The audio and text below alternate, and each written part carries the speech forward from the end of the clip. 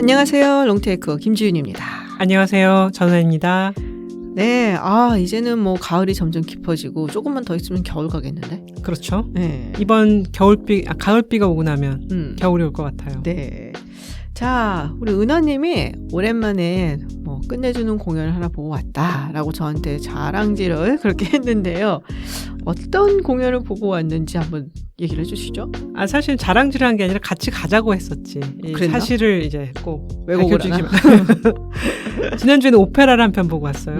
노르마. 벨리니의 대표적인데요. 사실 올가을에는 진짜 좋은 공연들이 풍년을 이루고 있잖아요. 맞아요. 네. 뭐 우리한테 잘 알려져 있는 피아니스트, 뭐 임윤찬, 조성진, 그렇죠. 그리고 외국의 뭐 랑랑이라든지, 맞아요. 뭐 유자왕, 네, 많이 끊임없이 찾아오고 있는데요. 네. 이번 오페라도 굉장히 잘 기획된 작품이었습니다. 네, 노르마는 사실 한국에서 많이 공연이 되는 레퍼토리는 아닌데 이번에 저도 사실 그 예술의 전당에서 한다 그걸 맞아요. 보고서는 가보고 싶다 하긴 했어요. 근데 뭐 시간이나 이런 게 좀 안 돼갖고 그래서 못 봤는데. 자, 이 노르마는 빈센조 벨리니, 우리가 보통 얘기하는 벨칸토 오페라의 뭐 대표적인 작곡자라고 할 수가 있죠. 도니제티, 로시니, 그리고 벨리니 이렇게 세 명을 얘기를 하는데 벨리니가 어떤 작곡가인지 참고로 우리 아버지가 제일 좋아하는 작곡가 벨리니래요. 벨리니는 1801년에 시칠리에서 태어났고요. 일찌감치 천재로 이름이 났다고요. 로시니의 후계자로 불리기도 했고 젊은 나이에 해적, 몽유병 여인, 청교도 등 주옥 같은 오페라 작품을 맞아요. 많이 남겼는데 그만 34살의 나이로 요절을 하고 맙니다. 네. 사실 그렇지 않았다면 우리가 더 많은 작품을 즐기고 있겠죠. 베르디가 88살까지 살았거든요. 그러니까 장수를 해야 돼요, 사실 사람은. 뭔가를 남기려면 오래 살아야 돼. 네. 근데 모차르트 생각해보면 또 짧은 기간 내에 다 불태우고 갈 수도 있긴 하네. 그렇죠. 그러려면 정말 천재여야 되지. 그죠? 진짜 정말 찐 천재. 맞아요. 근데 굉장히 이제 아름다운 아리아들, 어려운 기교의 아리아들이 포함된 곡들을 많이 남겼습니다. 우리 은하님 오페라 좋아하시잖아요. 오페라 진짜 좋아해요. 네. 이게 그냥 음악 듣는 것보다 일단 화려한 장치, 무대가 굉장히 아름답잖아요. 오페라 감상이 취미예요. 이러면 되게 우아하게 들리지만. 저 표정이 나갔어야 되는데. 사실 오페라 줄거리가 또 다 막장이잖아요. 막장이지. 대부분 삼각관계. 그렇지. 불륜. 마지막 죽고 막. 출생의 비밀, 살인. 이런 거 다 나오거든요. 그치. 그래서 좋아하죠. 그래도 좋아하는 거야? 자, 그럼 어떤 이야기, 스토리라인을 조금 소개를 해주시죠. 노르마도 막장 드라마 지존이에요. 드루이드교의 존경받는 여사제 노르마가. 드루이드교는 사실 할로윈이랑 관련이 있는 건데. 네. 자신들을 괴롭히는 점령군 로마의 장군과 몰래 사랑을 나누고 애를 낳아요. 살림을 차리죠. 근데 이 장군이 바람을 펴. 네, 그럴 줄 알았다. 근데 심지어 이 여사제 노르마와 같이 일하는 더 젊고 예쁜 신부로 하면 보자 신부적인 아달지자라는 예쁘고 젊은 여자와 바람이 납니다. 그래서 조강지처를 버리고 로마로 이 여자를 데리고 돌아가려고 하죠. 그래서 결국 끝은 너 죽고 나 죽자. 그치. 네, 그래서 같이 화영대에 오르는 아주 슬픈 결말을 갖는 드라마입니다. 그야말로 막장이기도 하고 되게 비련의 여인이기도 하고. 맞아요. 예, 사랑에 빠져서 거기에 모든 걸 바쳤다가 배신당해갖고 그걸 못 견디는 그런 스토리이고. 오페라가 근대 유럽에서는 대표적인 겨울의 오락거리였다고 해요. 춥고 해도 짧고 유럽의 겨울은 할 게 별로 없잖아요. 네. 그러니까 이제 극장에 모여서 이런 막장 드라마 보면서 이제 남자 주인공 욕하고 또 울고 이러다 보면 시간이 이제 훅 잘 가는 거죠. 그렇지. 근데 또 주말에 모여갖고 우리도 김순옥 선생님의 펜트하우스도 보고 피비 선생님, 임성한 작가 작품도 보고 그럼 또 시간 잘 가잖아요. 그럼 비슷한 것 같아요. 자, 근데 오늘 사실 저희가 오페라 이야기를 하려는 건 아니고요. 오페라와 관련된 인물들 이야기를 하려고 합니다. 맞아요. 자, 오페라 하면은 많은 분들이 딱 떠오르는 게 프리마돈나. 그러면 또 소프라노. 물론 이제 메조 소프라노가 주인공인 경우도 있지만 대체로 아름다운 그 천상의 목소리를 가진 소프라노를 떠올리고 오페라에 관심이 별로 없으신 분들, 내 생전 단 한 번도 오페라를 본 적이 없다라고 하시는 분들도 오페라면은 딱 그래도 떠오르는 이름 하나는 있을 거예요. 바로 마리아 칼라스죠. 네. 그래서 칼라스 이야기를 좀 해보려고 하는데 왜냐하면 노르마 하면 사실 마리아 칼라스고 맞아요. 마리아 칼라스 하면 노르마이기 때문에 네. 노르마 하면 떠오르는 세기의 디바 칼라스. 그렇죠. 네. 그녀와 또 막장 드라마를 펼친 세기의 여인이 있는데 제클린 오나시스에 대해서 얘기를 해보겠습니다. 네. 그러니까 마리아 칼라스의 음반이나 이 목소리를 좀 들어보신 분들이라면은 그러니까 이 목소리가 약간 굵어요. 맞아요. 네. 그러니까 막 쨍하니 막 이런 카나리아 이런 스타일이 아니고 굉장히 굵직하면서도 근데 그게 또 아주 높은 음역대까지 올라간단 말이에요. 그래서 아주 대표적인 뭐 드라마틱 콜로라투라라고 이야기를 하거든요. 우리가 이제 소프라노, 메조, 알토라고 여성들 이제 여성 가수들의 목소리를 구분을 하는데 사실은 소프라노 안에서도 그렇고 메조 안에서도 그렇고 그 안에서도 또 약간의 구분들이 있어요. 조금 오페라나 성악을 아시는 분들이야 뭐 저보다 훨씬 더 잘 아시겠지만 제가 주변에서 성악을 한 사람이 있어갖고 주워 들은 바에 따르면 소프라노 같은 경우는 이제 리릭, 콜로라투라, 드라마틱 뭐 이런 식으로 나누고 뭐 여러 가지 구분들이 있는데 대표적으로 콜로라투라 같은 경우는 아주 기교가 있고 그리고 높은 음역대에서 자유자재로 막 아름답게 노래하는 뭐 그런 이제 사람들을 콜로라투라라고 보통 얘기를 하죠. 저희가 이제 우리나라의 조수미 선생님이 그렇죠. 대표적 콜로라투라. 밤의 여왕 아리아 그런 게 완전 대표적인 케이스이고. 그런데 이제 리릭 같은 경우는 조금 더 이렇게 부드럽고 밝고 아름답고 그런 목소리. 그러면 이제 드라마틱은 좀 더 약간 굵으면서도 힘이 있는 목소리.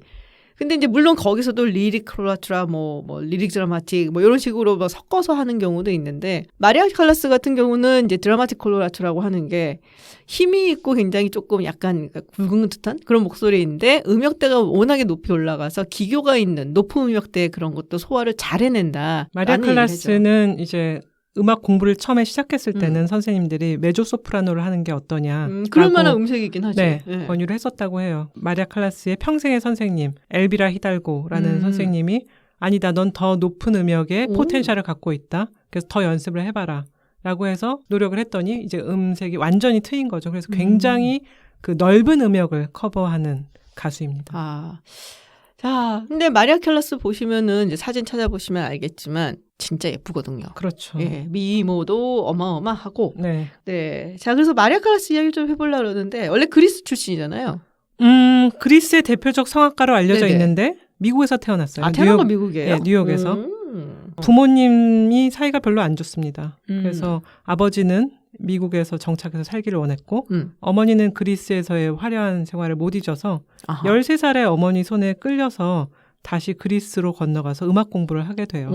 사실 굉장히 천부적 재능이 있었기 때문에 뭐 브루클린에서 학교를 다닐 때도 노래를 굉장히 잘했었다고 해요. 그리스로 가자마자 이제 아테네 음악원이라든지 이런 데서 좋은 교육을 받게 되고 다시 이제 20대에 미국으로 돌아옵니다.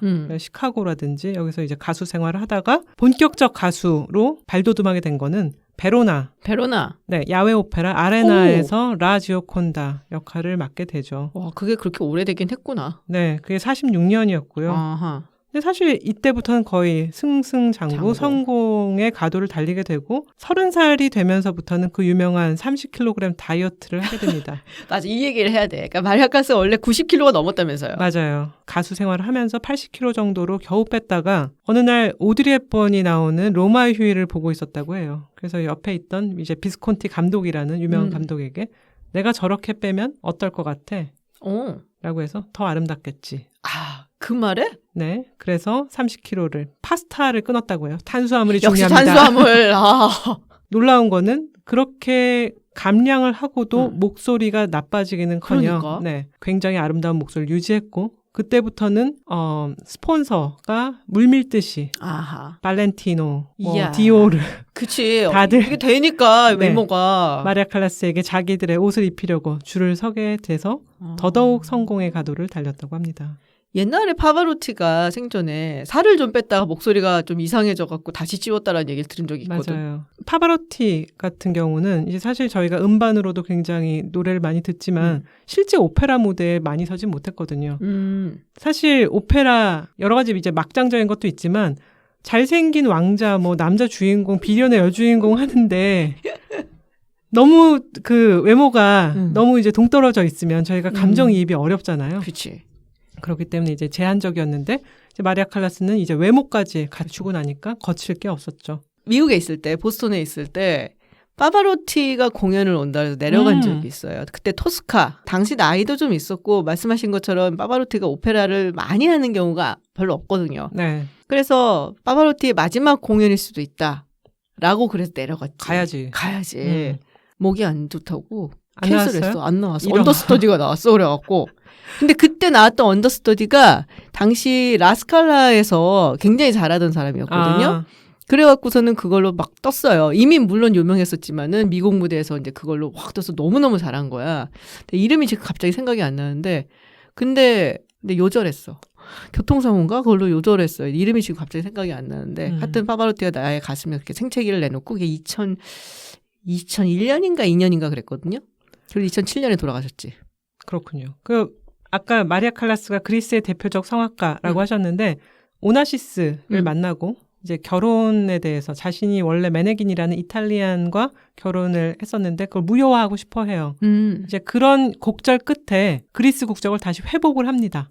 그리스 정교회에서 결혼을 하지 않으면 그 결혼을 무효로 하기 때문에 자신의 원래 결혼을 무효로 하고 오나시스와 관계를 이제 더 발전시키고 싶어 하면서 다시 그리스인이 돼서 그리스의 대표적 성악가는 맞는 것이죠. 아, 그렇구나. 이름이 나왔어요. 우리가 꼭 짚고 넘어가야 할 문제적 남자. 네. 오나시스. 자, 오나시스랑 이 마리아 칼라스랑 그러면 불륜일로 만났던 거네요. 마리아 칼라스 그 당시에 이제 결혼을 하고 있었고 오나시스도 결혼하고 있었잖아요. 맞아요. 만났을 당시에는 둘 다 유부남 유부녀였어요. 마리아 칼라스가 가수로 엄청난 인기를 누리던 34살의 나이에 그리스의 부호 아리스토틀 오나시스를 만나게 됩니다. 이게 그러니까 아리스토텔레스 아니야? 그렇죠. 이거 이름은 계제보죠. 아리스토텔레스. 아리라고 불렀다 그러더라고요. 예. 약간 약칭으로. 굉장히 마성의 남자였던 것 같아요. 글쎄. 얼굴만 봐서는 나는 잘 모르겠지만 네. 그 첫 결혼이 조금 불행했기 때문에 더 끌렸다라는 얘기도 있어요. 첫 결혼을 이제 바티스타 메네긴이라는 28살 연상의 이탈리아 사업가와 결혼을 합니다. 아, 이거 되게 많네. 네. 마리아 칼라스가 막 데뷔를 해서 옷이라든지 이런 것들을 후원할 사람들을 제대로 만나지 못하는 상황에서 메네기니가 마리아 칼라스의 노래를 듣고 반해서 여러 가지 도움을 주게 되고 그런 도움이 이제 계속되면서 메네기니와 결혼을 하게 됩니다. 그런데 막상 결혼을 하자마자 마리아 칼라스가 더 커리어적으로 성공을 하게 되며 메네기니의 도움이라는 게 그닥 의미가 없는 단계로 금방 넘어가게 돼버려요. 너무 이렇게 벌써 빨리 디바가 돼버리는구나. 그렇죠. 그런데 28살 연상이잖아요. 마리아 칼라스는 막 펄펄 끓는 청춘이란 말이에요. 그래서 이 남자한테 아무런 어떤 남성적 매력도 느끼지 못하고 조금 지나면 메네기니가 마리아 칼라스의 수입에 손을 대게 됩니다. 왜냐하면 이제 돈을 너무 많이 벌어오고 이제 유명인사가 됐으니까. 그리고 이제 마리아 칼라스가 만나는 사람들의 클래스가 달라지게 되죠. 유명인사를 만나고 트렌드 세터들을 만나게 되는데 메네기니는 그냥 이탈리아에서 형제들과 오순도순 중소기업을 경영하는 집안의 그냥 사업가란 말이에요. 눈높이가 맞을 수가 없죠. 근데 여기까지만 들어보면은 마리아 칼라스가 나빠. 그렇잖아. 힘들 때 뒷바라지 해줬던 남자고 28살 뭐 많은 거 모르고 만났냐? 알고 만난 거 아니야. 옷 사주고 뭐 뒷받침 해주고 하니까 자기도 좋아서 만났다가 자기 좀 크고 나니까 자기가 만난 사람들 수준이 달라졌다 이거지. 그렇지. 그래서 나 갑자기 내 뒷바라지를 해줬던 28살 연상의 남편이 후져 보이네? 이렇게 들린단 말이에요. 그런데 통장에 51조는 아니었지만 거의 10조가 있는 남자가 나타나는 거지. 더 나빠! 뭡니까? 그런데 아무튼 아리라고 불렸던 그 네. 오나시스. 그 뭐 부호기도 했는데 이 사람이 산전수전을 다 겪은 사람이에요. 터키에서 태어나서 뭐 사업이 완전히 쫄딱 망하기도 하고 아르헨티나 가서 굉장히 어렵게 사업을 일궜는데 가장 성공한 것이 결혼이에요. 혼테크. 우리가 오나시스 하면은 선박왕 오나시스. 그렇죠. 근데 물론 오나시스도 선박업에 관여해서 굉장히 돈을 많이 벌긴 했지만 찐 선박왕은 첫 번째 장인이었다고 해요. 그러니까는 네. 자기 첫 번째 와이프의 아버지. 맞아요. 그래서 첫 번째 부인이 티나 리바노스인데 네. 그녀의 아버지가 이제 그리스의 제일 가는 운수 재벌이었고 티나는 그야말로 다이아몬드 수저로 태어나서 영국에서 귀족식 교육을 받은 전형적 금발 미녀 블론디인데 17살의 나이에 40살의 오나시스랑 결혼을 합니다. 아니 그게 가능하단 말이야? 그러니까 마성의 남자라고 그걸 허락해준 부모도 희한하네. 그러니까 연애 결혼이었대요. 오. 그런데 이런 절세미녀 재벌 출신의 사모님의 네. 아들 하나 딸 하나를 두고 오순도순 사는 것이 보통 생각인데 아니지. 그렇지도 않아. 이 여자 저 여자를 끊임없이 사귀고 그렇겠지. 남자의 마음이 이제 갈 때와 같아서. 근데 마리아 칼라스보다도 17살 연상이었는 오나시스였는데 마리아 칼라스가 이제 레이더에 착 들어오니까 그때부터 뭐 꽃바구니 보내고 선물 보내고 요트 태우고 작업에 거는 거죠. 남편보다 일단은 젊네. 그렇죠. 11살이나 젊고 그리고 뭐 부의 규모도 어마어마할 거고. 네. 그 남편은 그리고 이 마리아 칼라스의 이제 뒷바라지를 계속 한 거 아니에요. 매니저 역할을 했죠. 네. 그러니까 자기 수입을 함께 나눠야 되는 사이인 거고 이 오나시스는 나한테 도움을 주면 좋지 내 거 가져가진 않을 거 아니야. 맞아요. 뭐 그래갖고 좋아하지 않았나 싶은 생각도 좀 들고 이렇게 말하면 더 나빠지네. 약간 나 이러려던 건 아니었는데. 예. 오나시스가 뭐 그 제대로 사귄 이후에는 마리아 칼라스한테 뭐를 많이 주지 않았다, 돈을 대주지 않았다, 뭐 이런 얘기도 많긴 하지만 오나시스의 생활의 레벨루가 워낙 높았기 때문에 그치. 이 사람은 섬도 갖고 있고 파리? 그럼 우리 집에 가서 그냥 묵어. 뭐 이러면은 이제 저택에 가서 묵는 거고 하다 보니 마리아 칼라스가 누릴 수 있는 것은 굉장히 많았다고 해요. 그러니까 약간 만나는 남자의 그 레벨루가 확 올라가니까 거기에 반했구나. 그렇죠. 아 이런 얘기하면 여자 다 똑같다는 얘기 나오는데. 마리아 칼라스가 이제 털어놓은 얘기 중 하나는 자기는 이제 오나시스가 맨손으로 시작해서 산전수전 다 겪은 얘기를 소탈하게 들려줘서 마음을 뺏겼다라는 굉장히 교과서적인 답변을 합니다. 말도 안 되는 소리. 지금 혼테크로 성공했는데. 개수작인 거죠. 그런데 오나시스는 비열한 것이 돈이 진짜 많았는데 그때 마리아 칼라스가 워낙 유명했거든요. 이제 우리가 BTS를 보듯이 마리아 칼라스 공연 표를 사려고 사람들이 막 밤을 새고 줄을 서고 할 정도였으니까 파파라치들이 쫓아다니고 네. 자기가 뭐 좀 유명하기도 하고 돈도 많지만 그런 식의 유명세는 또 신기하단 말이에요. 그래서 그런 어떤 하나의 컬렉션으로 접근을 했다는 뒷이야기도 있습니다. 컬렉션. 미녀도 사귀어보고 부자도 사귀어보고 가수도 사귀어보고 뭐 이런 거죠. 근데 이렇게 유명해서 전 세계 뭐 오페라 팬들이 열광하는 디바를 내가 또 사귀어보고. 이거 모차르트 오페라 돈지오바니의 카탈로그의 노래라고 있잖아요. 여기 가서 이 여자 사귀고 어디서 누구 사귀고 약간 뭐 그런 식으로 됐고. 근데 두 사람은 또 이제 그 두 사람을 묶어주는 끈 그리스인이다. 그래서 오나시스가 늘 나 말고 또 한 명의 가장 유명한 살아있는 그리스인으로 칼라스를 불렀다고 하는데 대부분은 그리스는 옛날 사람들 유명하잖아요. 돌아가신 분들이 유명하지. 소크라테스, 플라톤, 아리스토텔레스. 살아있는 두 명의 가장 유명한 그리스인. 그러니까 결국 남자가 돈이 많고 성공을 했고 뭐 이러면은 웬만하면 다 넘어가나 봐. 그런가요? 좀 슬프네. 마리아 칼라스는 역시 이제 오나시스의 부에도 놀랐고 네네. 네트워크, 인적 네트워크에 굉장히 놀랐다고 해요. 인적 네트워크. 오나시스가 75년에 죽으면서 남긴 유산이 10억 달러, 그때 돈으로 10억 달러 수준이거든요. 어휴. 그래서 그리고 뭐 유럽 중심지의 저택, 요트, 섬을 하나 갖고 있다든지 뭐 그러니까 마리아 칼라스나 메네기니가 봤을 때는 눈이 휘둥그레진 거죠. 그래서 그런 수준이었고 친한 사람의 또 명단이 후덜덜. 윈스턴 처칠, 윈저공, 레이니에 공. 레이니에랑 친하니까 당연히 누구랑 친하겠어요. 그레이스 켈리. 그레이스 켈리랑 친하고. 그러니까 마리아 칼라스도 자기가 속한 세계보다 몇 단계 위에 오나시스가 있다고 생각을 하게 됐던 거예요. 그런데 이 상류층, 우리가 또 드라마를 많이 보면은 가십거리나 상류층의 또 생활들이 만만찮잖아. 왜 얘랑 사귀었다 쟤랑 사귀었다가 예전에 저희 할머니가 영어를 하나도 못하시지만 하루 종일 AFKN을 보셨거든요. AFKN? 네. 네네. 그때는 하루 종일 하는 테레비가 몇십 년 전에는 AFKN밖에 없었어요. 맞아요. 할머니 심심하시니까 하루 종일 AFKN을 보시면 거기에 다이너스티라는 드라마가 있거든요. 나 알아. 할머니가 못 알아들으시면서도 저 숭악한 연놈들 이러시면서 늘 말씀을 하셨는데 그 오나시스를 둘러싼 그 인생이 그런 거였어요. 사실 오나시스가 칼라스를 만났던 그때 미녀 부인이던 티나도 다른 남자랑 바람을 피우고 있었고요. 그래서 이혼을 먼저 진행한 쪽은 티나라고 해요. 그래요? 네. 존 스펜서 처칠이라고 하는 말보로 공작 가문의 후계자와 결혼을 하게 되고 후작부인이 되는데요. 또 이혼을 하게 되고 세 번째 결혼. 죽은 언니의 남편, 형부랑 결혼을 했다고 합니다. 진짜 이거는 우리 임성환 작가님 스타일인데. 그렇죠. 자기 형부였던 그 사람은 또 다른 그리스 선박 재벌이었다 그래요. 그래서 자기 남편이었던 오나시스의 최고의 경쟁 상대. 약간 엿먹으려고 한 것 같기도 하지만 다 그러니까 피비 선생님이 다 없는 얘기를 지어내시는 건 아니고요. 충분한 조사만 그렇죠. 드러내서 자료 조사를 통해서. 네. 그렇군요. 그런데 마리아 칼라스가 이렇게 보면은 저도 오나시스를 정말 좋아했던 것 같기는 해요. 맞아요. 그러니까 물론 이제 부라든지 네트워크라든지 뭐 다른 세계에 사는 그런 멋짐이라든지 이런 게 다 있긴 했겠지만 뭐랄까 이 사람으로 인해서 내가 보호받을 수 있을 것 같다라는 그런 생각을 했던 것 같고 그래서 굉장히 정말로 진심을 다해서 좋아했던 것 같은데 결혼은 못 하잖아요.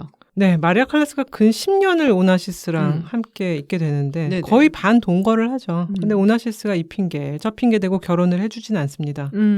그 와중에 마리아 칼라스는 거의 40 된 나이에 그의 아기를 한번 가졌다가 잃게 돼요. 근데 여기 대해서는 유산이란 얘기도 있고 또 오나시스가 낙태를 시켰다는 얘기도 있어요. 너무 슬프죠, 그거는. 그러네. 가족 중심주의잖아요, 그렇죠. 그리스 사람들이. 그런 걸 생각하면 마리아 칼라스한테는 너무나 슬프고 받아들이기 힘든 일이었을 것 같아요. 근데 진정한 충격은 사실 제클린 오나시스랑 결혼을 한 거죠. 뒤통수를 친 거지 빡. 이거는 미국 사람들한테도 정말 충격이었고 네. 옛날에 내가 본 영화 중에 그 해리가 셀리를 만났을 때 웬 해리 맷 셀리라는 영화에 그 셀리가 근데 둘이 원래 친구였잖아요. 근데 셀리가 굉장히 오랫동안 사귀었던 남자랑 이렇게 헤어진단 말이에요. 근데 이 남자랑 헤어지는 이유 중에 하나가 자기랑 결혼을 안 해서 헤어져요. 맞아. 기억난다. 네. 그래서 이 남자는 결혼할 생각이 없다라고 얘기를 해요. 근데 이제 영화를 가다 보면 중간에 이 남자가 셀리한테 전화를 해서 그러니까 X가 전화를 한 거지. 그리고서는 결혼한다고 자기 어떤 그렇지. 여자랑 킴벌리라는 여자랑 결혼을 한대. 아직도 기억나 그게. 그러면서 막 울면서 친구인 해리한테 얘기를 하는데 걔는 결혼을 하기 싫었던 게 아니라 나랑 결혼을 하기 싫었던 거라고. 그래서 막 우는 장면이 있어. 그러니까 이 오나시스도 결혼을 하고 싶지 않았던 게 아니라 자기한테 안 찼던 거지 마리아 칼라스가. 그래서 이제 제클린하고 결혼을 하게 되는데 제클린 하면은 뭐 많은 분들이 다 아시겠지만 1963년에 피살된 그러니까 존 F 케네디 대통령의 미망인이죠. 이 존 F 케네디가 그렇게 가면서 또 젊고 또 굉장히 잘생긴 대통령이었는데 또 부인은 어마어마하게 또 아름답고 아주 세련되고 막 너무 미인이라기보다 굉장히 스타일리시하고 그래서 아주 사람들이 이제 좋아했었는데 그러니까 자기들한테는 뭔가 좀 비운의 미모의 왕비 같단 말이야. 수절해야 되는 거 아니야? 그런 그치? 경우는? 그런 사람은 이제 수절해줘야지 네. 평생. 근데 느닷없이 그리스의 선박왕이랑 결혼을 한다고 하니까 뭐 지금 같아서는 함부로 말할 수도 없지만 옛날에는 사실 봤을 때 그리스? 막 약간 이런 거. 이름이 뭐 오나시스? 막 약간 이렇게 되는 거였거든. 그렇죠. 아니 이렇게 우아하고 기쁨 있고 막 패셔니스타이고 예쁘고 이런 사람이 우리의 그 아름다운 미망인을 남아주지 않고 저 돈만 많아 보이는 그리스의 저 늙은 할아버지한테 시집을 간다고? 재취를 간다고? 이거 받아들일 수 없는 그런데 그런 거였죠. 근데 뭐 케네디도 그렇고 뭐 제클린도 그렇고 사실 막 파보면 뭐 여러 가지 얘기가 나오긴 합니다. 그렇죠. 네. 제클린 케네디 오나시스. 원래 성은 프랑스계인 것 같아요. 부비에? 네, 부비에라고 하죠. 그러니까 아버지가 프랑스계예요. 네. 그리고 뭐 스탁 브로커였다. 그러니까 뭐 증권 쪽에 일했던 사람이고 돈은 그래도 좀 넉넉하게 있었던 것 같아요. 집안이. 왜냐하면 이제 여동생이 있는데 둘 다 같이 사립학교를 다녔어요. 다. 그래서 굉장히 이제 교육을 좀 좋은 걸 많이 시켰고, 근데 이 어머니가 그 정도에서 만족을 못하는 사람인 거지. 정말 최상류층의 이 두 명을 전부 다 시집을 보내겠다라는 생각을 했던 사람인 것 같고 그래서 제가 읽었던 것 중에 되게 흥미로운 거는 저녁 식사를 할 때 항상 프랑스어를 썼대요. 힘드네요. 우리 밥 먹을 때 영어 쓰면 되게 싫잖아. 그렇죠. 근데 이제 약간 미국 사람들도 그렇고 지금도 약간 그게 있는 거지. 프랑스 하면 뭔가 귀족적이고 프랑스어를 좀 잘하면은 좀 많이 배운 사람 같고 뭐 약간 그런 게 이제 있는 거지 좀. 있어 보여요. 있어 보이는 거지 한마디로. 그래서 니네가 최상류층에 이제 들어가서 거기서 뭔가 이제 괜찮은 좋은 남자를 만나려면은 불어도 잘하고 막 이런 걸 이제 키운 거죠. 그래서 바사 칼리지라고 하는 그 리버럴 아트 칼리지죠. 거기를 졸업을 해서 뭐 기자를 했다는데 뭐 대단히 이렇게 막 특종을 하는 막 머리 질끈 묶고서 막 뛰어다니는 이런 기자는 아니고 길거리에서 사람들 물어보고 뭐 사진도 좀 찍고 막 이런 거였던 것 같아요. 그러니까 크게 커리어에 관심이 있었던 편은 아니었다. 그러다가 어디 뭐 파티 같은 데에서 이제 띠동갑인 30살 좀 넘은 존 F 케네디를 만났죠. 젊은 상원의원. 딱이지 그냥. 네. 그래서 24살의 나이 그리고 존 F 케네디가 36살이었나? 그때 결혼을 해요. 네. 그리고 암살되기까지 한 10년 정도 그때 결혼 생활을 유지를 했는데 그래서 이제 딸 1명, 아들 1명을 낳았죠. 근데 케네디가 참 바람도 많이 폈죠. 마릴린 monroe랑 폈죠. 마릴린 monroe만 있지는 않는데 네. 대표적으로 알려져 있는 게 마릴린 monroe죠. 그 유명한 그거 있잖아요. 클립. 그 생일이라고 나와갖고 마릴린 monroe가 생일 축하합니다. 그렇게 안 불러. 훨씬 더 뇌세적으로 불러. 아, 네. Happy birthday 막 이러면서 부담스러워. Mr. President 막 와 저거 보고 있으면 누가 뭐래도 이거는 그냥 아무나 봐도 너랑 나랑은 스페셜한 관계잖아. 그치? 이거 정말 이게 부인 보고 있으면 뚜껑 열리는 피가 거꾸로 솟는. 같이 있었던 거 아니에요? 그건 아니에요. 안 갔었어요. 거기에 제키는. 그래서 JFK만 있었죠. 갔었으면 머리채 잡았다. 아유 가만 안 두지. 다리 몽둥이 불러뜨리는 거지. 그래서 하여튼 너무 마음고생을 많이 한 걸로 알아요. 그러면서 사실 제키도 다른 남자들하고 좀 만나고 했다는 소문들이 그렇군요. 있죠. 배우들 특히나. 아 참 근데 또 여기 막장 포인트가 하나 있던데 오나시스가 원래 제클린이 아니라 제클린 여동생이랑 또 그렇고 그런 사이였다고. 원래 오나시스랑 처음 관계를 맺었던 이 부비의 가문 딸들 중에 한 명이 제클린의 동생 리였어요. 그러니까 약간 그거 생각난다. 그 디아더 볼링걸인가? 약간 그거 생각이 나는데 근데 이 동생이 되게 예뻐요. 물론 제키도 되게 예쁘지만 그러니까 제키 같은 경우는 약간 고양이상이라 해야 되나? 그렇죠. 아주 전형적인 미인이라기보다 이렇게 매력 있게 딱 눈이 치켜 올라가면서 어떻게 보면은 마리아 칼라스랑도 조금 비슷한 이미지? 뭐 이런 게 있는데 이 동생인 리 같은 경우는 전형적인 예쁜 인형 같아요. 그래서 저는 아주 젊었을 때 사진은 많지는 않지만 한 장 보고서 약간 오드리 헵번 같다 뭐 이런 생각이 들기도 했었거든요. 그러니까 조금 달라 분위기가. 근데 이 동생도 결혼을 3번을 했어요. 근데 2번째 결혼한 사람이 폴란드 왕족이에요. 왕자. 이야, 여기도 혼테크네. 혼테크라고 할 수가 없는 게 지금 시대를 생각해 보면 당시 폴란드는 공산주의 국가였거든. 그렇군요. 그러니까 쫓겨나갖고 이리저리 떠돌아다니는 몰락한 왕가의 왕손인 거야 결국에. 폴란드 왕자니까 방금 우리 은하님이 보였던 반응처럼 우와 그랬는데 알고 보면은 쥐뿔도 없는 이런 뭐 그런 거죠. 이 사람 이름이 스타니슬라브 알브레히트 라드지윌이라는 왕자님인데 뭐 결혼해서 뭐 만족은 못했었던 것 같아요. 그러다가 이제 오나시스를 만나고 그래서 오나시스랑 사귀게 되는 거죠. 한참 만났다 그래요. 한참. 기대를 좀 했었을 것 같은데. 기대를 했겠지. 그랬는데 1963년 9월에 이 오나시스가 존 F 케네디 부부랑 만나게 돼요. 아, 케네디가 죽기 전에 만났군요. 죽기 전에 만났어요. 바로 한 달 전에 당시에 제키가 그 아이를 이제 하나 더 낳았었어요. 패트릭이라고 남자아이였는데 얘가 태어나서 한 이틀도 못 살고 죽었어요. 아이고. 그러니까는 굉장히 마음에 이제 상처도 심했고 그리고 아주 우울한 디프레션에 정말 걸렸었던 그때였고 근데 그때 또 마침 존 F 케네디가 내가 좀 심했다. 너무 많은 여자들과 바람을 피고 너 좀 얘한테 너무 심하게 했나 보다. 그래서 마음을 좀 고쳐먹고 이제 패트릭이 죽으니까 우리 부인한테 좀 잘해줘야겠다. 뭔가 관계 호전을 좀 하려고 하던 시기였어요. 그러면서 이 리, 그러니까 여동생이 우리 언니 우울하고 여러 가지로 힘든데 오나시스 요트를 함께 타면서 즐겨보자. 기분 전환 좀 시켜주자고 초청을 한 거야. 그놈의 요트. 그놈의 요트. 유혹의 요트 크리스티나. 거기서 이제 잘못된 만남이 이루어진 거지. 그렇죠. 예. 크리스티나가 원래 오나시스 딸 이름이에요. 맞아요. 예. 그래서 나중에 이 리가 얘기한 거에 따르면은 내가 인생에서 정말 후회하는 2가지 결정이 있는데 하나는 그 폴란드 왕자랑 결혼한 거. 그리고 또 다른 하나는 언니 부부를 그때 오나시스 배에 초대를 한 거. 야, 여기서 김건모의 잘못된 만남 노래가 나와야 되겠네. 딴딴딴딴 하고 나온 거지. 네. 예전부터 이 제클린한테 관심이 많았대요. 아, 그래요? 네, 이 리를 만날 때에도 제클린의 뭐 여동생이고 뭐 이런 얘기를 계속 했었다라는 얘기가 있어요. 근데 그때 딱 보고서는 내가 저 여자를 꼭 갖고야 말겠다라는 결심을 했다는 썰이 있어요. 그 콜렉션의 하나로서. 콜렉션의 하나로. 언젠가는 미국의 영부인도 뭐 약간 이런 생각을 했는데 근데 그해 11월에 JFK가 피살을 당하죠. 때가 왔네. 예. 그리고 나서 이제 한 몇 년 후부터 제키랑 오나시스랑 이제 관계를 조금 이어가기 시작을 했죠. 그게 이제 1968년이라고 이제 보통 얘기를 하는데 그때 이제 무슨 일이 있냐? 로버트 케네디. 맞아요. 네, 로버트 케네디가 사실은 로버트 케네디도 이 제키하고 좀 거시기 관계다라는 얘기가 좀 있었어요. 그런 루머가 있었죠. 네, 루머가 있었어요. 네. 그래서 JFK가 죽은 다음에 이제 뭐 제키가 뭐 RFK한테 전화를 하면은 RFK가 뭐 자기 형수 위로해주러 한다, 뭐 무서워한다, 그래서 막 달려가고 그래서 RFK의 부인인 에델이 그렇게 제키를 싫어했다라는 얘기가 있고 둘이 또 사이가 안 좋았고. 네.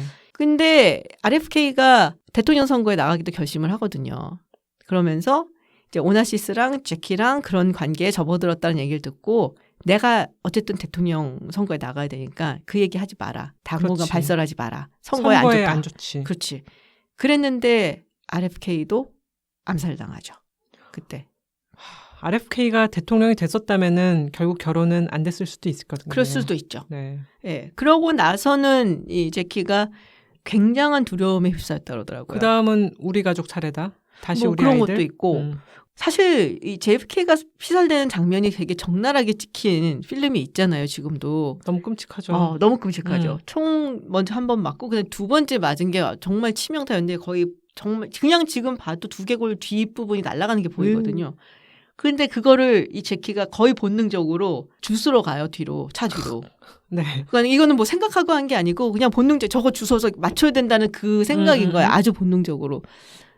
그거를 옆에서 겪은 사람의 그 트라우마는 어마어마하겠다라는 생각이 저도 들기는 해요. 맞아요. 거기다가 자기 시동생, 뭐 진짜인지 아닌지 모르겠지만 굉장히 감정적으로나 여러 가지 면에서 의지를 했었는데 그렇게 또 각오하니까 이 사람도 누군가 나를 좀 보호해 줬으면 좋겠다. 그래서 강한 남자. 모든 걸 다 그 어려움이나 위험에서 나를 보호해 줄 수 있는 남자. 마성의 오나시스. 그렇지.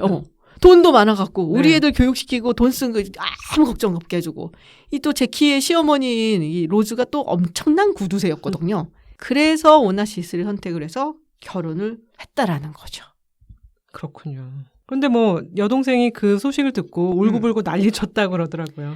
그래서 처음에는 나한테 어떻게 이럴 수 있냐 아마 그래갖고 했는데 결혼식에 초대를 한 거예요. 내가 거기를 왜 가냐 그러는데 좀 와달라 뭐 이래갖고 저는 한번 보러나 가자 하고선 딱 갔는데 또 요트 거기서 제키가 오나시스를 보면서 얘기하고 있는데 너무너무 행복하게 웃고 있더래. 그래서 내가 우리 언니의 저런 행복한 모습을 마지막으로 본 게 언제였더라라는 생각을 하면서 그때 이제 모든 거를 자기가 내려놓고 용서하고 뭐 용서라고 할 수 있을지 모르겠지만 그래서 이제 둘이 결혼하는 거를 그냥 축복을 해줬다라고 나중에 후수를 해요. 근데 오나시스가 치사한 게 마리아 칼라스한테는 그렇게 결혼을 할 거라고 제대로 얘기를 못 합니다. 제키랑 결혼할 거라고? 네. 뭐야 그럼 잠수 탔어? 예, 약간 잠수를 타고 결국 마리아 칼라스는 신문을 통해서 그거 진짜 너무 이거 거의 오이씨 문자도 아니고 문자 없구나 그때. 너의 결혼식 뭐 이런 거죠. 그래서 이제 그런 데 대해서 어떻게 그럴 수가 있냐. 너무 찌질하다 그러면서 이제 자신의 예전에 아테네 선생님이었던 히달고 선생님께 이제 분노의 편지를 보내기도 하죠. 근데 오나시스가 여자 문제에서 되게 찌질하게 군 게 있는 게 이 네. 리가 그래서 와갖고 요트에 있는 둘을 보고 다가가잖아요. 네. 근데 그때 그러면은 사실 오나시스 입장에서 리하고도 꽤 관계가 있었는데 미리 먼저 얘기를 했든지 용서해달라. 근데 난 이 여자 보호해주고 싶다라든지 뭐 그런 게 했었는데 딱 보고서는 인사만 이러고 하고서는 도망갔대. 문어다리잖아요. 사실 양다리도 아니고 그 관계를 다 관리하려면 얼마나 힘들었겠어. 아니 그런데 관계를 잘 관리를 하려면은 맺고 끊는 것도 좀 있어야 될 거 아니야. 근데 이 남자는 딱 저질로만 놓고서는 끊는 건 안 하더라고. 몰래 그냥 숨어버리는 아주 비겁해서 아주 내가 싫어하는 그런 스타일이기는 한데 결국 제키도 오나시스랑 헤어지잖아요. 헤어지죠. 왜 헤어져요? 제클린 케네디랑 사실은 이혼을 진행합니다. 맞아요. 이유는 제클린이 돈을 너무 많이 써서. 진짜? 아니 이렇게 돈이 많은데 감당이 안 된다고? 감당이 안 그 되게 정도야? 네, 썼다고 해요. 그래서 사실은 한 결혼하고 얼마 안 돼서부터 관계는 삐걱거리기 시작을 하고 다시 마리아 칼라스랑 몰래 만나기 시작하죠. 진짜 찌질하다. 네, 그래서 마리아 칼라스가 그 시기에 TV에 나와서 인터뷰를 해요. 오나시스가 제클린 케네디와 결혼을 매우 후회한다. 그래서 나한테 와갖고 결혼 잘못했네라고 했다. 그러면서 약간 흐뭇한 표정을 짓습니다. 그래서 자기가 다 너의 실수야라고 말해줬다고 할 때 그 표정이 굉장히 다시 기대에 부푼 그런 표정을 보여줘요. 안 되는데 그러면. 그러니까 미련이 있었으니까 본인이. 맞아요. 네. 사실 정말로 깨끗이 있어버리면은 그러든지 말든지 관심도 없거든요. 그러면서 이제 한마디 하죠. 이제 우리는 진짜 찐 우정이다. 웃기고 있네. 그래서 그런 식으로라도 관계를 유지하고 싶어하는 칼라스를 보면 야 정말 오나시스가 마성의 남자인지 마리아 칼라스가 순진한 순정의 여인인지 그걸 두고 우리가 이제 호구라고 얘기를 하죠. 전문 용어로. 네, 마리아 칼라스의 대표곡이 왜 토스카 네. 노래에 살고 사랑에 살고 약간 노래에 살고 사랑에 사는 거죠. 정말 답답해요. 그래서 마리아 칼라스 스토리를 보고 있으면은 네. 계속 당하는구나. 그러고 나서 만약에 오나시스가 다 모든 게 정리가 되고 그러면은 또 딴 여자 찾았을걸? 그렇죠. 건강했었다면 그랬겠죠. 그러니까. 사실 근데 이혼을 다 마무리 못하고 암에 걸려요. 그러고 이제 이혼을 마무리 지으려고 했는데 너무 병세가 급히 악화가 돼서 죽어버립니다. 그래서 너무 극적으로 다시 만나게 됐는데 남자가 아파. 마리아 칼라스가 이제 그런 관계를 하고 있다는 거, 오나시스와 다시 만나고 있다는 게 당연히 이제 파파라치 타블로이드에 이제 보도가 되고 이혼을 진행 중이던 제클린 오나시스가 여기 되게 신경을 썼다고 하고요. 나중에 이제 병원에 입원한 오나시스를 마리아 칼라스가 병문안하지 못하도록 문단속을 굉장히 심하게 시켰다고 해요. 왜냐면은 거기서 그래갖고 유언장 바꾸면 안 되니까. 그렇죠. 그거지 뭐. 결국 오나시스는 마리아 칼라스한테는 금전적으로는 어떤 것도 남기지 못하게 되고 사실 제클린한테도 실제 공식적으로는 아무것도 남기지 않았었어요. 그런데 프리너 같은 거 썼나? 네, 프리너를 썼었던 것 같아요. 그런데 이제 제클린 오나시스가 여러 가지로 소송을 걸죠. 그 소송에는 다시 케네디 가문의 이제 남동생들이 도와주면서 일설에 따르면은 3,500만 달러. 근데 그 당시로는 굉장히 큰 돈이죠. 그치. 어떤 데서는 아니다. 이렇게 저렇게 받은 돈은 1억 달러를 넘어선다. 라는 얘기도 하는데 어쨌거나 상당한 돈을 챙기고 물러나게 됩니다. 그 딸하고 소송이 붙었던 거죠. 그렇죠. 오나시스의 딸 크리스티나하고. 맞아요. 엄청나게 싫어했다 그러던데 제키를. 딸과 아들들. 아들이 사실은 비행기 사고로 죽어버리고요. 네. 네, 딸이 남아서 그 아버지의 유산을 받게 되는데 그 아들 딸들이 마리아 칼라스는 굉장히 무시를 했다고 해요. 마리아 칼라스로? 마리아 칼라스는 또 마음이 따스한 여자이기 때문에 선물 같은 걸 이제 갖고 와서 잘해보려고 노력을 했는데 굉장히 개무시를 당했다고 하고요. 아하. 근데 사실 제클린은 진짜 엄마가 된 거잖아요. 스텝마다. 그렇죠. 이제 계모가 됐는데 정말 너무 싫어했다고 하고 또 반대로 제클린의 아이들은 돈 많은 아버지, 새아버지? 새아버지를 꽤 좋아했다고 해요. 역시 돈이 최고구나. 네. 오늘의 결론인가요? 돈이 최고란 말 오늘 굉장히 많이 하게 됩니다. 그 부분은 몰랐어요. 네. 그러니까 이 JFK 주니어하고 네. 캐롤라인하고는 이제 오나시스를 좋아했다. 제클린 이야기를 조금 했긴 했는데 네. 제클린이나 케네디 가문에 대해서 우리가 굉장히 좀 아름답게 보는 게 있잖아요. 너무 미화하지, 그죠? 너무 미화를 하는 게 있고, 근데 사실 뒤지고 보면은 거기 좀 장난 아니거든요. 근데 또 뭐 돌아가신 분이고 또 그렇게 피살이 되셨으니까 우리가 접어놓고 얘기는 안 하지만 뭐 그렇게 쿨한 사람도 아니었고. 네. 공연은 그렇죠. 어땠어요, 근데? 공연, 사실 이번 노르마 공연에서 좀 실망했던 거는. 실망했어요? 약간. 여자 주인공, 그러니까 노르마 역할을 하는 소프라노가 그렇게 성량이 좋지 못했어요. 물론 내 잘못은 마리아 칼라스 CD를 너무 많이 들어서 음원을 너무 많이 들어서 네가 잘못했네. 내가 잘못했죠. 근데 이게 노르마라는 게 여자 사제잖아요. 그쵸. 지금으로 보면 약간 전문직 여성이거든요. 근데 이중 생활을 하잖아. 그 감정의 기복이 커. 사람들 앞에서 근엄한 척, 카스타 디바 이렇게 노래를 시작했다가 숨겨놓은 남자 생각도 나고 애들 걱정도 하고 이러면서 이제 막 감정이 격앙되면서 쫙 올라가는 그런 거니까 음역이 너무 넓은데 이번에 노르마 역할을 하신 소프라노는 낮은 음역에 그 부분을 다 잘 커버하시지 못해서 우리가 기대하는 이제 여사제가 딱 무게 잡고 나와서 사람들을 청중을 위압하는 그 부분에서는 좀 이제 실망감을 줬고 나중에 높은 음역에서 분노를 표현하고 사랑을 표현하는 부분에서는 또 역시 저 콜로라투라 음역이 대단하구나 그런 느낌을 줬어요. 대단했던 거는 무대 장치였어요. 이번에 로얄 오페라단이 했던 그 무대를 그대로 갖고 와서 보여줬고 현대적인 어떤 장치를 많이 보여주면서 이막에는 그냥 일반 현대 가정 거실, TV도 설치되고 여기서 이제 노르마가 아이들과 노는 그런 것들을 보여줬는데 굉장히 참신한 무대였습니다. 그렇군요. 근데 왠지 방금 이야기한 그 노르마의 줄거리가 사실은 마리아 칼라스의 생하고도 좀 닮았다는 생각도 드네요. 맞아요. 사실은 굉장히 전문직 여성, 세기의 탑스타, 자기와 결혼을 안 해주는 내연의 남자를 갖고 있고. 그렇지. 근데 알고 보니까 그 남자가 좀 있다가 또 다른 여자랑은 결혼을 하려고 한단 말이지. 똑같네. 그러니까 사실 마리아 칼라스가 이런 것에 이입이 돼서 잘 부를 수밖에 없는 게 아닌가. 그런 생각도 들어요. 저는 마리아 칼라스도 마리아 칼라스지만 이제 뭐 평생의 라이벌이라고 보통 이야기들 하는 레나타 테발디를 또 되게 좋아했었거든요. 그러니까 되게 아름답잖아요. 그렇죠. 우아하죠. 우아하고 기품 있고 원래 레나타 테발디의 대역으로 아이다를 하면서 이제 마리아 칼라스가 스칼라에 서게 되고 그리고서 이제 뭐 쭉쭉쭉쭉 성공을 하게 된 건데 그래서 예전에는 테발디를 훨씬 좋아했어요.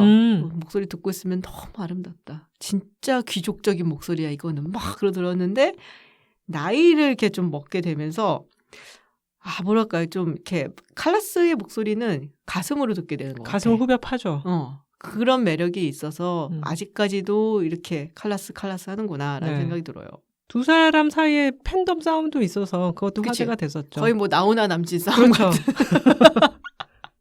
모든 것은 남진 나훈아 선생님으로 비교가 되는 스토리입니다. 네. 그 어쨌든 저는 그래서 칼라스가 부른 것 중에 노르마 까사디바도 굉장히 좋아하고. 네. 근데 아까 잠깐 얘기가 나왔지만 토스카, 비시다 때 비시다 모레. 그렇죠. 정말 이거는 그녀의 노래다 싶은 생각이 들기도 해요. 정말 노래에 살고 사랑에 살았어요. 맞아요. 오늘 얘기를 이렇게 쭉 해보니까 결론은 노래에 살지도 말고 사랑에 살지도 말고 정신을 똑바로 차리고 살아야겠다라는. 돈에 살아야 된다는 얘기할 줄 알았어. 나쁜 남자는 만나면 안 된다. 아무리 매력적이라 하더라도. 맞습니다. 근데 꼭 나쁜 남자한테 매력을 느끼지. 대충 여자들이. 그게 인생이죠. 자, 그래서 오늘은 이렇게 오페라 이야기와 함께 세계의 디바 마리아 칼라스 이야기를 해봤습니다. 네, 마리아 칼라스 올해 탄생 100주년이 되는 해라서. 정말? 네. 더 특별한 느낌으로 다가왔는데요. 그렇구나. 네. 마리아 칼라스의 대표적인 오페라 레파토리라고 할 수 있는 노르마를 보고 와서 오늘 또 은하님이 이야기를 해주셨는데요. 네. 저희가 또 다음 주에는 또 빼놓을 수 없는 이제 우리 시대의 저희와 청춘을 함께했던 시트콤 프렌즈에 대해서 얘기를 나눠보고자 합니다. 오늘은 여기서 마치도록 하겠습니다. 네, 함께해 주신 여러분 감사드리고요. 저는 롱테크의 김지윤, 전은아이었습니다. 고맙습니다. 감사합니다.